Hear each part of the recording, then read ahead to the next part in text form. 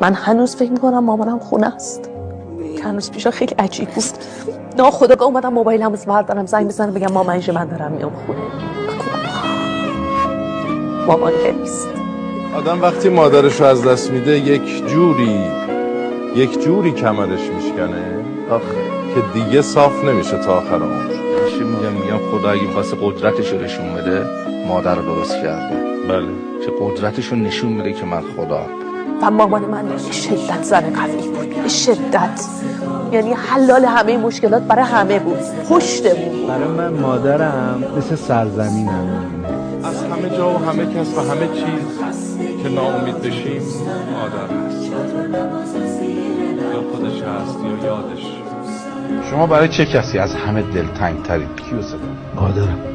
بچه من چه فرشته بی‌مثالیه.